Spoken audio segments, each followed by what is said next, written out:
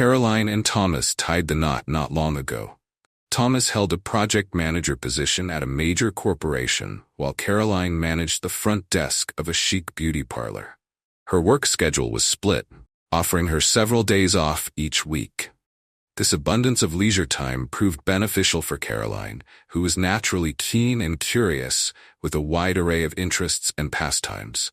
In particular, she was always snapping photos with her phone, far beyond mere stunning sunsets or casual hangouts. Her phone's gallery was a treasure trove: culinary experiments, snapshots of her husband, the neighbor's feline, and every fresh manicure. Caroline also frequently captured selfies, beautiful without a doubt, but Thomas sometimes wondered if her constant photography bordered on obsession.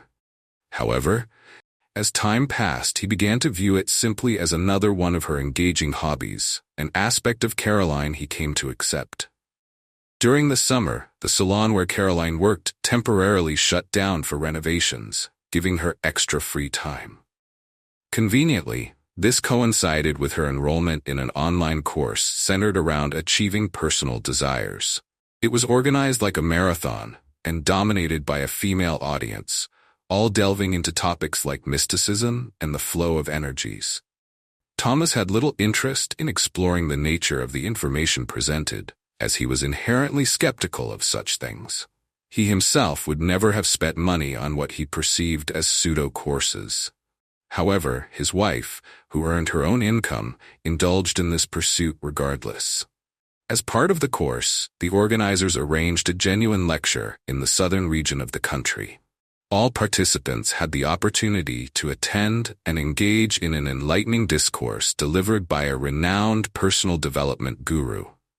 Caroline was immediately captivated by the idea of attending, particularly because her sister resided in that city, and the sea was in close proximity.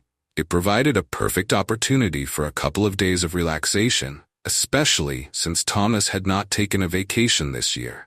Consequently, Caroline prepared a week's worth of meals for her husband and embarked on her journey to the lecture alone. Thomas had no objections. He personally knew Caroline's sister to be very devoted to her family and home life. He trusted that she wouldn't partake in wild parties or excessive revelry, so he allowed his wife to go without any concerns. Upon returning from her mini-vacation, Caroline, in her customary manner, proceeded to showcase the photos she had captured during her trip on her phone. Everything was business as usual. Every exquisite blossom, all the creatures, awe-inspiring sunsets, and the vast ocean were captured on film. However, this time, she seldom turned the camera toward herself, despite her usual penchant for capturing countless selfies. Perhaps her face was sunburned, or some other trivial peculiarity caught the man's attention, though he didn't. Yet, over the course of the following weeks, something out of the ordinary occurred with his wife. She became fixated on her phone, constantly engaged in text conversations with an unidentified individual. When questioned by her husband, she asserted it was her sister or a close friend. However, as evening descended, the phone began to receive peculiar calls, precisely during the time when unfamiliar numbers or businesses typically don't reach out. Whenever her husband was present, she would hastily dismiss such calls, expressing her exasperation with incessant robotic voices from medical institutions soliciting appointments. At one juncture, her husband's doubt grew to such an extent that he even implored his spouse to disclose her phone number, eager to investigate the caller's identity. Caroline hesitated for a fleeting moment, then reluctantly relinquished her cell phone. Nonetheless, his search yielded no suspicious results. There was no record of the mysterious subscriber in any way. Yet, Thomas remained restless, sensing an air of inexplicable strangeness in his wife's behavior. She underwent a slight transformation. She no longer exhibited the same candidness as before, and now it seemed as if she engaged in communication without much enthusiasm. After the completion of the renovations and her return to work, Thomas even went so far as to follow his wife one day. But his efforts bore no fruit. She didn't go anywhere or engage in conversation with anyone besides her clients and salon employees. However, as is the usual course of events, chance intervened. On that particular day, Thomas was working from home, meticulously preparing important documents. He needed a flash drive to transfer the files, but unfortunately he had misplaced his own. He began searching his desk for a spare, but his search proved fruitless. At that moment, his attention turned toward his wife's vanity table, where an open box sat atop it, filled with various trinkets and jewelry. Within it, Thomas spotted a gleaming flash drive. "All right, I'll just take it. I doubt Caroline will mind," thought the man.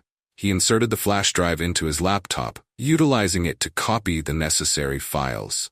However, his attention was soon captivated by a folder within, containing a collection of photographs. As he opened it, disbelief washed over him. The reason Caroline's mobile gallery was so sparse with holiday snaps was plain. Anything too risky for her spouse's eyes, she ditched there. On the display, his partner seemed joyful, encircled by an unfamiliar man against the backdrop of the ocean. In one snapshot, their lips met, and Thomas discerned a love bite adorning her neck. This accounted for the selfie shortage, he surmised with a trace of acidity. Caroline had quashed her usual zest for capturing moments from each and every gathering. Certainly, she scrubbed compromising images from her mobile, yet it slipped her mind to conceal the incriminating USB stick better. That night, after clocking out, Caroline set off to toast a friend's birthday at a local bistro. Now fully persuaded of her betrayal, Thomas methodically packed her belongings into a bulky suitcase and made his way to the venue. Her circle of friends met him with raised eyebrows, puzzled at the sight of him bearing luggage. Unaware of his presence at first, Caroline was caught up in lively chatter with Pauls, her back to the door. As he approached her, her lively recounting of her recent escapade confirmed his worst fears, leaving him utterly disenchanted with his wife. "Why don't you fill me in on the details as well?" bellowed the husband, catching his wife's attention at last. "Oh, Thomas, what are you doing here?" she asked, pivoting and fluttering her eyelashes with an air of innocence. "Don't play dumb. Take your things," he declared, extending the suitcase toward her.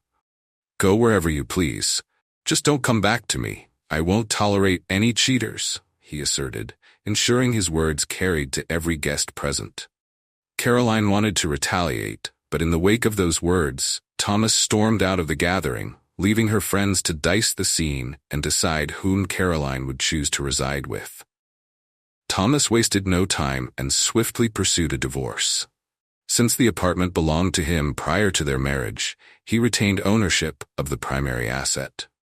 Although he regretted investing time in an unfaithful spouse, he considered it a valuable life lesson. Naturally, it's preferable to discern a person's true character before committing to a serious relationship, but at least he managed to unveil it before the arrival of children, which, in itself, was not entirely unfortunate.